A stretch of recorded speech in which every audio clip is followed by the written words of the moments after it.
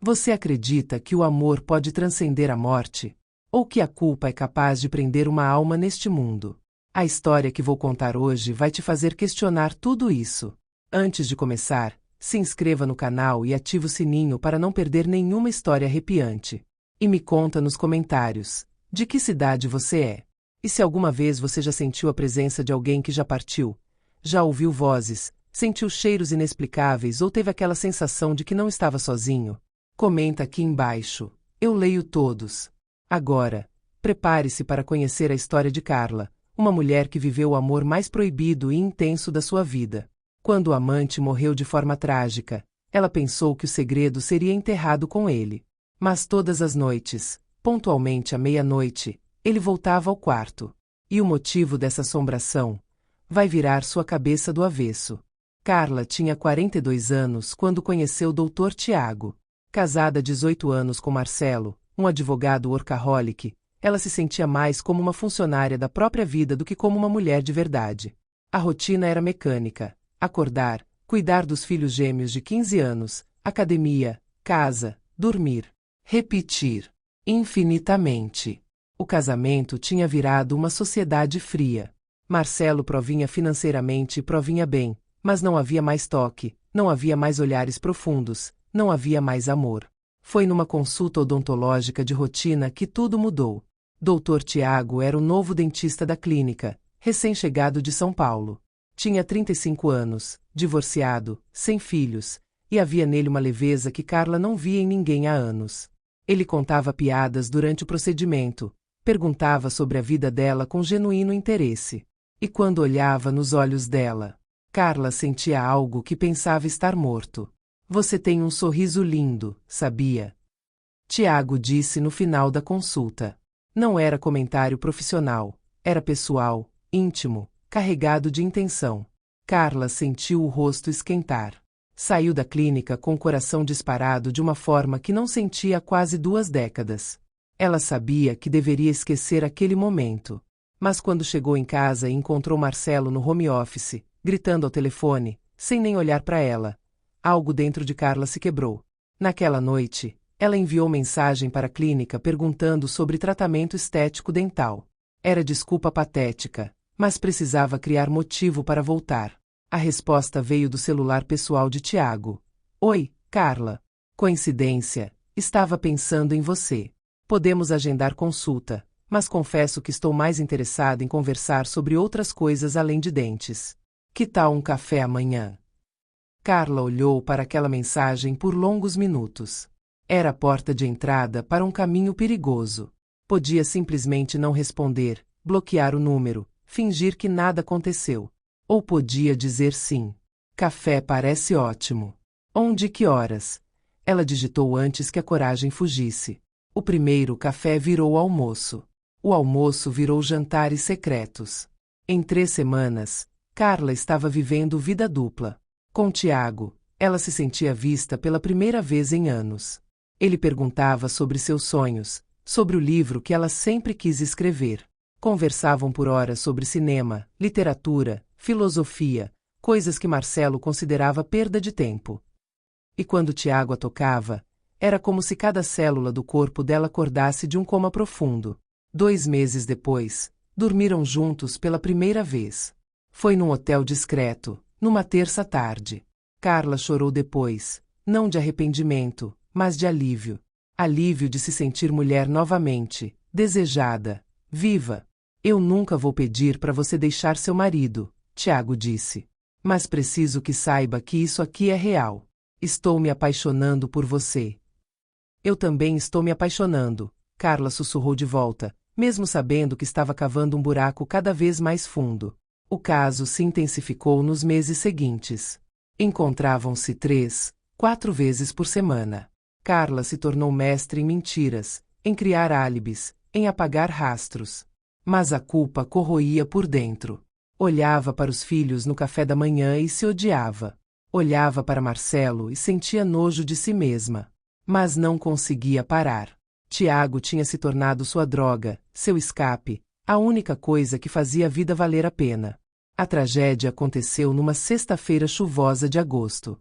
Carla estava preparando o jantar quando recebeu ligação de número desconhecido. Era o Hospital São Lucas. Tiago havia dado entrada na emergência há 20 minutos. Acidente de carro grave. Estava na UTI, em coma. Chances de sobrevivência mínimas. Carla sentiu o chão sumir. Não podia ir ao hospital. Como explicaria? Mas como não ir? Tiago estava sozinho, gravemente ferido, possivelmente morrendo. Marcelo, preciso sair, ela disse tentando manter a voz firme. Minha amiga Júlia sofreu um acidente. Estão pedindo para eu ir ao hospital. Marcelo mal olhou para cima do notebook. Tá, vai. Quer que eu vá junto? Não. Não precisa, você tem trabalho. Carla pegou a bolsa com mãos trêmulas e saiu. No hospital, Tiago estava na sala de cirurgia. Traumatismo craniano grave, múltiplas fraturas, hemorragia interna. 3 horas depois, o médico saiu com aquela expressão que todo mundo teme. Sinto muito. Fizemos tudo o que podíamos. Carla não se lembra de como voltou para casa. Dirigiu no automático, lágrimas embaçando a visão, peito comprimido de dor física. Quando chegou, Marcelo dormia. Ela tomou banho em silêncio, deixando água quente misturar-se com lágrimas, e deitou ao lado do marido como se nada tivesse acontecido. Mas por dentro, Carla estava morta. Os dias seguintes foram borrão de automação. Não podia ir ao velório oficialmente. Mas na manhã do enterro, enquanto todos dormiam, dirigiu até o cemitério e observou de longe, escondida atrás de uma árvore, enquanto o caixão de Tiago era baixado. Havia poucas pessoas. Ninguém sabia que o grande amor da vida dele estava ali, escondida como criminosa. Eu sinto muito, Carla sussurrou enquanto as primeiras pás de terra cobriam o caixão. Sinto muito por não ter tido coragem. Sinto muito por você ter morrido sozinho. Sinto muito por nunca ter podido te assumir. Voltou para casa, preparou café da manhã para a família, e fingiu que seu mundo não tinha acabado. Mas naquela noite, tudo mudou. Carla estava deitada na cama, Marcelo roncando ao lado, quando o relógio marcou 00:30. E ela sentiu. Mudança sutil no ar, pressão no peito, uma presença. O quarto ficou alguns graus mais frio. E então, o cheiro. Era o perfume de Tiago. Aquela fragrância amadeirada com notas de sândalo que ele sempre usava. Impossível, inconfundível, real. Carla se sentou na cama de supetão, coração disparado. Olhou ao redor no escuro. Nada. Estava sozinha. Ou deveria estar. Tiago. Ela sussurrou tão baixo que mal se ouviu. O colchão afundou levemente do lado dela, na borda da cama. Como se alguém tivesse se sentado ali. Carla ficou completamente paralisada. Sentiu algo tocar seu rosto. Toque gelado, etéreo, mas inconfundivelmente real. Dedos invisíveis acariciando sua bochecha, secando lágrima que ela nem sabia que tinha escorrido. Não pode ser, Carla sussurrou, mas uma parte dela, a parte desesperada, queria que fosse real. A temperatura do quarto caiu mais. Carla podia ver a própria respiração formando pequenas nuvens. E então, tão suave quanto brisa, ela ouviu. Não com ouvidos, mas dentro da mente, dentro do coração. Por que você não veio? Por que me deixou morrer sozinho? Carla pôs a mão na boca para abafar o soluço. Não podia acordar Marcelo. Eu não pude. Não pude te assumir nem na morte. Eu sinto muito, meu amor. Sinto tanto. Mas a presença não respondeu. Simplesmente desapareceu, deixando o quarto voltar à temperatura normal, deixando Carla sozinha com sua culpa esmagadora. Ela não dormiu o resto da noite. Ficou deitada, olhando para o teto, se perguntando se tinha enlouquecido. Mas no fundo, sabia a verdade. Tiago tinha voltado. E ele não estava em paz. Na noite seguinte, pontualmente à 00:30, aconteceu novamente. O frio, o cheiro, a presença. Desta vez, objetos começaram a se mover. O porta-retratos com foto do casamento de Carla e Marcelo, que ficava na comoda, caiu virado para baixo. A gaveta onde Carla guardava suas joias, incluindo a pulseira que Tiago havia dado e que ela escondia no fundo, se abriu sozinha. Tiago, por favor, Carla sussurrou, olhando nervosamente para Marcelo que continuava dormindo. Você está me assustando. O que você quer? O espelho grande do guarda-roupa começou a embaçar, mesmo sem vapor. E nele, como se dedos invisíveis estivessem escrevendo, apareceu uma palavra: verdade. Carla sentiu o sangue gelar. Verdade. Ele queria que ela contasse a verdade. Queria que o relacionamento deles fosse reconhecido, validado, tirado das sombras mesmo que isso destruísse sua vida. Eu não posso, ela sussurrou, lágrimas escorrendo. Não posso fazer isso com meus filhos. Com Marcelo. Por favor, entenda. Mas a presença não entendia. A cada noite que passava, as manifestações ficavam mais intensas, mais agressivas. A quinta noite após a morte de Tiago foi a pior. Carla estava começando a mostrar sinais visíveis do tormento. Olheiras profundas, perda de peso, mãos trêmulas. Até Marcelo comentou: você deveria ver um médico, Carla. Não está bem. É só insônia. Vou passar. Ela mentiu. Mas não ia passar. Porque Tiago não estava apenas aparecendo à meia-noite. Estava se tornando mais presente, mais físico, mais possessivo.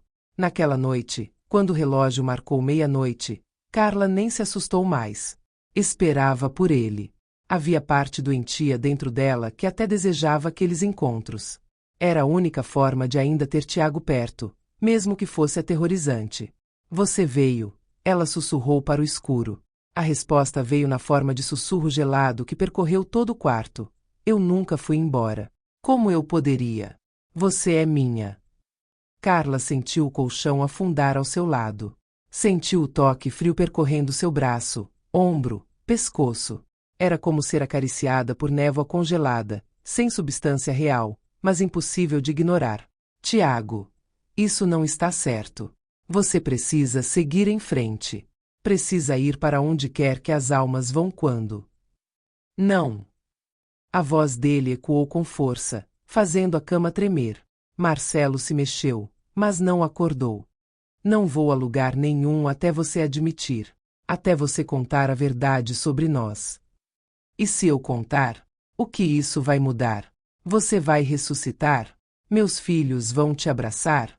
Vai destruir tudo, Tiago. Tudo que eu construí. Por quê?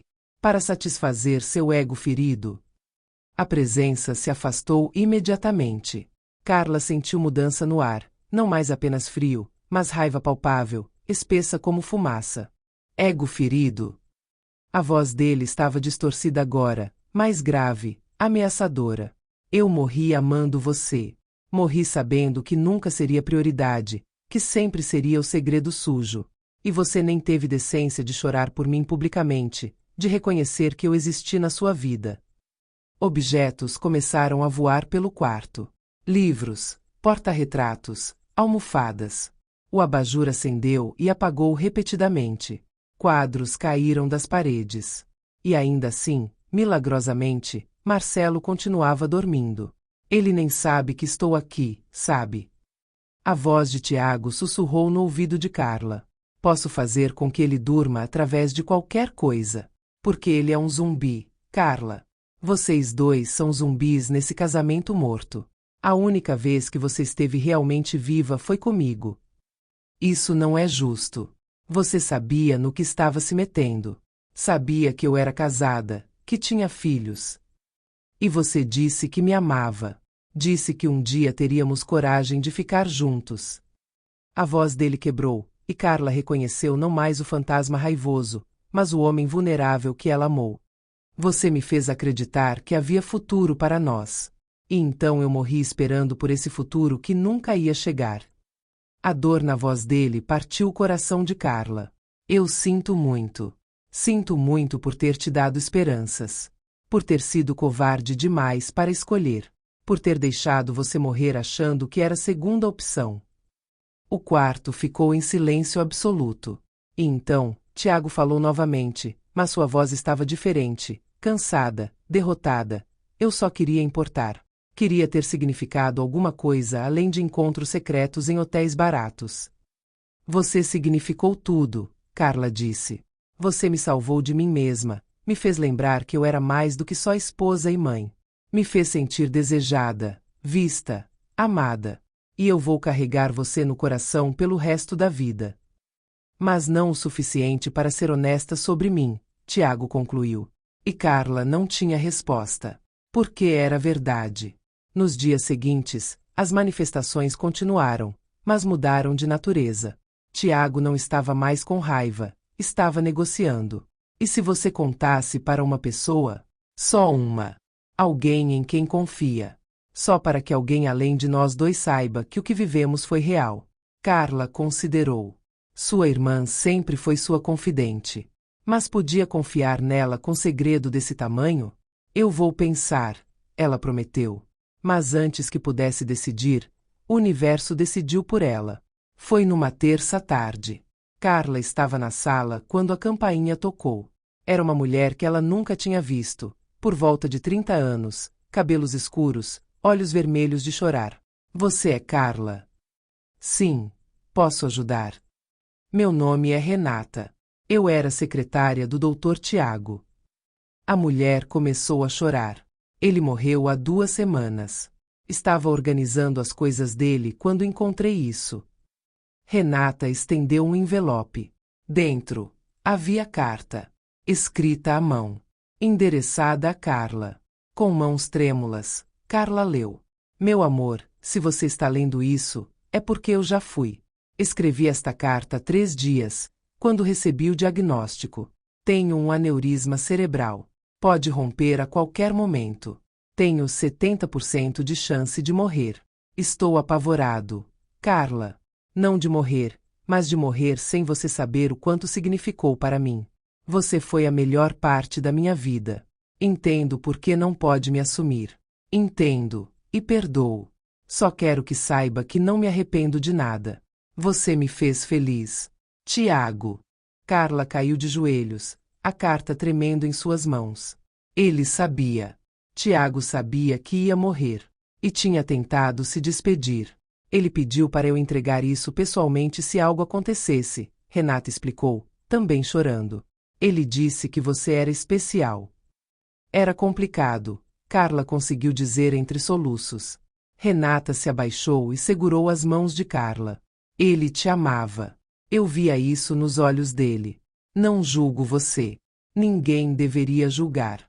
Às vezes o amor acontece nas circunstâncias mais impossíveis. Depois que Renata foi embora, Carla ficou sentada no chão da sala por horas, segurando aquela carta. E naquele momento, tomou uma decisão. Naquela noite, esperou Marcelo chegar. Preparou o jantar favorito dele. Esperou os filhos irem para os quartos. E então, pela primeira vez em 18 anos de casamento, foi completamente honesta. Marcelo, precisamos conversar. Ele olhou para ela com expressão cansada. Se é sobre a viagem de fim de ano. Não é sobre viagem. É sobre nós. Sobre esse casamento. Sobre mim. Algo no tom dela fez Marcelo finalmente prestar atenção. Ele desligou o notebook, virou-se completamente. O que aconteceu? E Carla contou. Não tudo, poupou detalhes íntimos. Mas contou o essencial. Que havia se sentido invisível por anos. Que tinha conhecido alguém que a fazia sentir viva. Que havia traído. Que o homem havia morrido. E que ela estava destruída. Marcelo ouviu tudo em silêncio. Quando ela terminou, ficou ali sentado, processando, a expressão ilegível. Carla esperava gritos, acusações.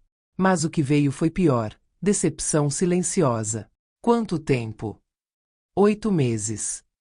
8 meses você viveu vida dupla. Olhava nos meus olhos, deitava na minha cama, e estava com outro homem. Eu sei que não tem desculpa. Tem razão. Não tem. Marcelo se levantou. Você sabe o que é o pior? Não é a traição em si.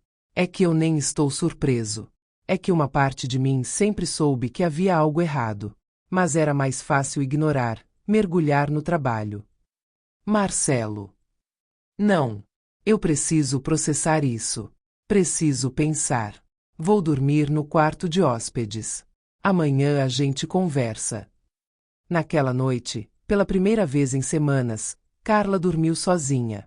E quando o relógio marcou meia-noite, ela esperava sentir a presença de Tiago. Mas ele não veio.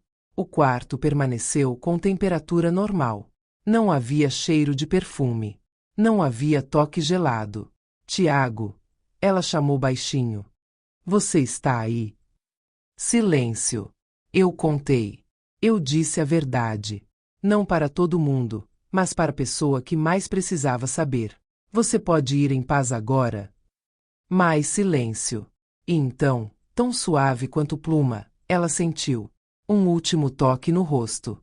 Carícia de despedida. E uma voz, quase inaudível, sussurrou: Obrigado. E Carla soube que ele tinha ido embora de verdade. Não havia mais aquela sensação de presença, aquele peso no ar. Tiago tinha finalmente seguido em frente. E ela precisava fazer o mesmo. Ela chorou a noite inteira, não de medo ou alívio, mas de luto genuíno. Chorou pelo amor que teve e perdeu. Chorou pelo homem que nunca poderia assumir. Chorou pela vida que poderiam ter tido. Na manhã seguinte, Carla e Marcelo tiveram a conversa mais honesta do casamento. Sentaram-se na cozinha com café e admissões dolorosas. Mas antes que Carla pudesse falar, Marcelo puxou uma caixa de cima da geladeira. Antes de continuarmos, preciso te mostrar algo. Ele colocou a caixa na mesa. Dentro, havia diários. Dezenas deles. Eu também tive um caso, Carla. Há 3 anos. Com a Júlia, minha sócia. Durou 2 anos. Terminei 6 meses antes de você conhecer. Dele. Carla sentiu o chão desaparecer. O quê? Eu estava prestes a me separar de você por ela. Mas não tive coragem. Por causa dos meninos. Por causa de tudo. Então terminei com ela e tentei voltar pro casamento. Mas meu coração nunca voltou de verdade. O choque deu lugar a algo estranho. Não raiva, mas compreensão. Então nós dois. Nós dois estávamos presos num casamento que acabou há muito tempo, Marcelo completou. E ambos buscamos fora o que não encontrávamos aqui dentro. Eles ficaram sentados em silêncio, digerindo a verdade nua e crua. 2 pessoas que tinham compartilhado 18 anos de vida, mas que eram completos estranhos. Então, o que a gente faz agora? Carla finalmente perguntou. Honestamente, acho que a gente se separa. Mas de forma consciente, adulta. Sem destruição. Pelos meninos, mas também por nós. Marcelo segurou a mão dela através da mesa. A gente se amou um dia, Carla. De verdade. Mas as pessoas mudam. E tudo bem. Os meninos vão ficar bem. Vão preferir pais separados e felizes do que juntos e miseráveis. Eles contaram aos filhos naquela tarde. Mateus e Miguel, os gêmeos de 15 anos, não ficaram tão surpresos. A gente sabia que vocês não estavam felizes, Mateus disse. Faz tempo que a casa parece um escritório, não uma família.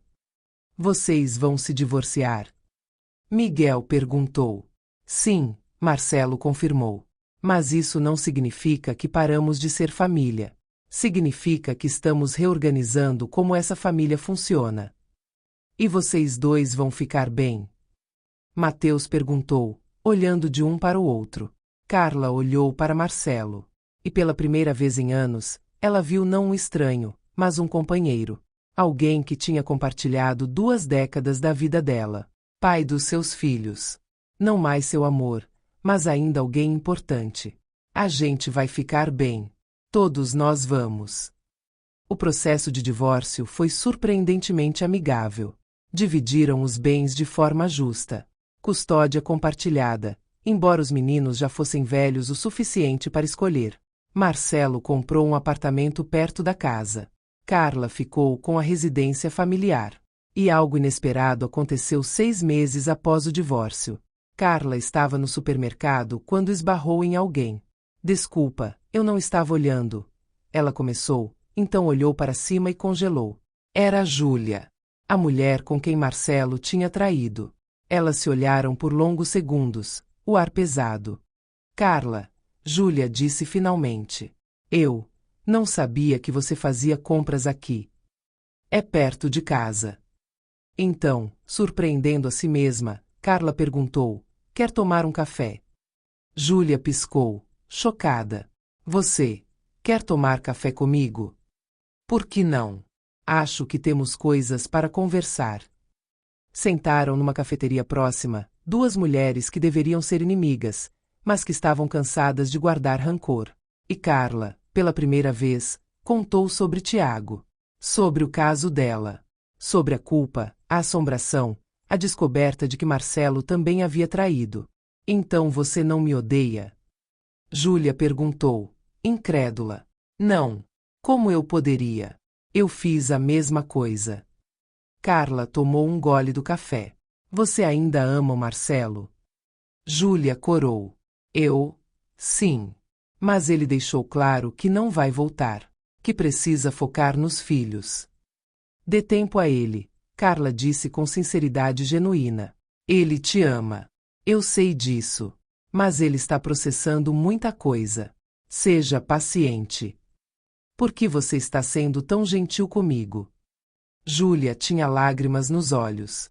Porque aprendi que a vida é curta demais para carregar raiva. E que às vezes as pessoas que pensamos ser vilãs são apenas pessoas tentando encontrar felicidade. Além disso, você o faz feliz. E ele merece ser feliz. 2 anos se passaram. Carla estava sentada na varanda da casa, agora reformada exatamente do jeito que sempre quis, tomando vinho e trabalhando no laptop. Tinha finalmente começado a escrever o livro que sonhava há décadas, não ficção sobre relacionamentos, traição e recomeço. Já tinha agente literário interessado. Os meninos estavam na faculdade, visitando ela e Marcelo em fins de semana alternados. Tinham se adaptado bem, melhor do que ela temia. Vocês dois estão mais felizes, mãe. Dá pra ver. Marcelo estava namorando Júlia oficialmente há 1 ano.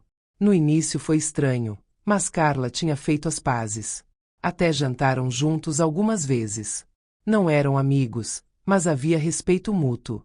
Quanto a Carla, tinha tido alguns encontros. Nada sério. Ainda estava descobrindo quem ela era fora do casamento, fora da maternidade em tempo integral. E estava aprendendo que não havia pressa. A solidão que antes a aterrorizava agora era libertadora. Era uma noite de sexta, quase meia-noite, quando Carla foi até o closet e pegou a caixa onde guardava as memórias de Tiago. A carta dele, a pulseira que ele tinha dado. Ela olhou tudo com carinho, mas sem aquela dor lancinante de antes. Obrigada, ela sussurrou para o vazio. Obrigada por me fazer sentir viva novamente. Obrigada por me forçar a encarar a verdade sobre mim mesma. E obrigada por finalmente me deixar ir. Não houve resposta. Não esperava que houvesse. Mas Carla sentiu paz. Uma paz profunda que não sentia há anos. Ela guardou a caixa novamente, não para esquecer, mas para honrar aquela parte da sua história sem deixar que a definisse. Carla aprendeu algo fundamental. Fantasmas não são apenas espíritos dos mortos. São também os segredos que guardamos, as mentiras que vivemos, as versões de nós mesmos que enterramos por medo. E às vezes, a única forma de exorcizar esses fantasmas é trazê-los à luz. Tiago não estava preso por raiva ou por amor não correspondido. Estava preso porque representava uma verdade que Carla se recusava a enfrentar, que ela estava viva numa vida que não a fazia feliz. E quando ela finalmente teve coragem de admitir isso, de fazer mudanças reais, ele pôde descansar. E ela também. Na dedicatória, ela escreveu: para T, que me ensinou que o amor verdadeiro liberta, nunca aprisiona.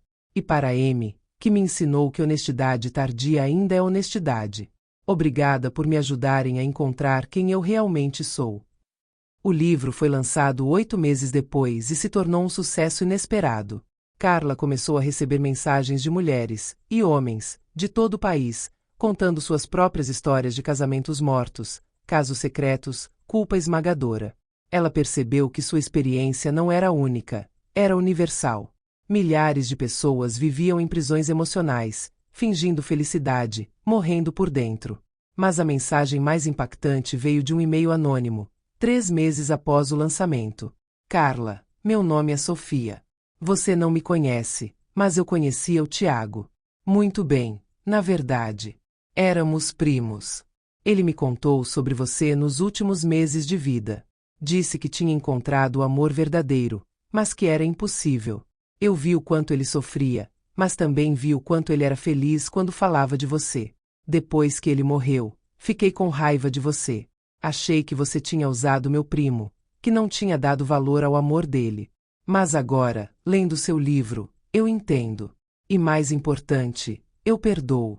E acho que, onde quer que o Tiago esteja, ele também perdoa. Na verdade, acho que ele sempre perdoou. Ele só precisava que você se perdoasse. Obrigada por honrá-lo dessa forma. Por não deixar que o amor de vocês fosse apenas um segredo sujo, mas uma história de transformação. Ele teria ficado orgulhoso de você. Carla chorou ao ler aquele e-mail. Chorou todas as lágrimas que tinha segurado durante anos. E finalmente, ela sentiu a última camada de culpa se dissolver. Numa tarde de domingo, quase 3 anos após a morte de Tiago, Carla visitou o cemitério pela segunda vez. Mas desta vez não se escondeu. Caminhou diretamente até o túmulo dele, colocou flores frescas, e ficou ali em pé, sob o sol, visível para quem quisesse ver. Oi, meu amor, ela disse em voz alta, sem medo de julgamento. Vim me despedir de verdade. Agradecer por tudo que você me deu, não apenas o amor, mas a coragem de finalmente viver com autenticidade. Você não está mais preso, e eu também não. E acho que era isso que a gente sempre quis, não era? Ser livres. Ser vistos. Ser reais. O vento soprou suavemente, balançando as árvores ao redor, e Carla sentiu, não uma presença fantasmagórica, mas apenas paz. A certeza de que estava fazendo a coisa certa. De que tinha honrado aquele amor da única forma possível, transformando em crescimento, em mudança, em libertação. Quando ela voltou para o carro, seu celular tocou. Era uma mensagem de um número desconhecido. Olá, Carla. Meu nome é André. Li seu livro e me identifiquei profundamente. Estou passando por algo muito parecido, um casamento morto, uma vida em piloto automático. Seu livro me deu coragem para buscar terapia e começar conversas honestas com minha esposa. Queria saber se você aceita tomar um café algum dia. Não como encontro romântico, mas como alguém que está trilhando um caminho semelhante e gostaria de conversar. Sem pressão, claro. Mas achei que valia a pena perguntar. Carla olhou para aquela mensagem por um longo momento. 2 anos atrás, ela teria ignorado. Teria se fechado, com medo de repetir erros do passado. Mas agora ela era diferente. Mais sábia. Mais consciente. Mais livre. Olá, André. Ela digitou de volta. Café seria ótimo. Mas preciso ser honesta desde o início. Estou no momento da vida em que estou focada em mim mesma, no meu crescimento. Não estou procurando relacionamento, mas sempre aberta a novas amizades e conexões genuínas. Se isso funciona para você, me diz quando e onde. A resposta veio rápido. Funciona perfeitamente. Também estou focado em mim. Às vezes a gente só precisa de alguém que entenda, sabe? Que tal sábado, 15 horas, na cafeteria do centro? Carla sorriu. Perfeito. Até sábado. Ela guardou o celular e dirigiu para casa, sentindo algo que não sentia há muito tempo: esperança. Não esperança de encontrar outro grande amor, ou de preencher um vazio, mas esperança de que a vida ainda tinha surpresas boas, conexões genuínas, possibilidades infinitas. Naquela noite, Carla sentou-se na varanda com uma taça de vinho, olhando as estrelas. E pela primeira vez desde a morte de Tiago, ela não sentiu falta dele de forma dolorosa. Sentiu gratidão. Gratidão por ele ter existido, por ter a amado, por ter sido o catalisador que a forçou a acordar. Você está bem, onde quer que esteja. Ela sussurrou para o universo. Eu espero que sim. E espero que saiba que eu também estou bem. Finalmente. Não houve resposta audível. Mas uma estrela cadente cruzou o céu naquele exato momento, brilhante e fugaz, e Carla escolheu acreditar que era um sinal. Um último aceno de despedida. Uma confirmação de que ambos tinham encontrado paz. E assim, A história de Carla e Tiago chegou ao fim, não com terror ou tragédia, mas com redenção. Com a compreensão de que às vezes os fantasmas que nos assombram não são espíritos vingativos, mas mensageiros, forçando-nos a encarar verdades que preferíamos enterrar, empurrando-nos para mudanças que precisávamos fazer. Tiago não voltou do além para destruir Carla. Voltou para salvá-la. E no processo de libertá-lo, ela libertou a si mesma. Se essa história mexeu com você, deixa o like, compartilha e se inscreve no canal. E me responde uma coisa nos comentários. Você está vivendo sua vida de verdade, ou está apenas sobrevivendo? Está sendo honesto com quem você ama, ou guardando segredos que estão te consumindo por dentro? Lembra, os piores fantasmas não são os que vêm de cemitérios. São os que criamos com nossas mentiras, nossos medos, nossas vidas não vividas. E a única forma de exorcizá-los é com a verdade. Até a próxima história. E cuidado com os segredos que você guarda, eles podem te assombrar de formas que você nunca imaginou.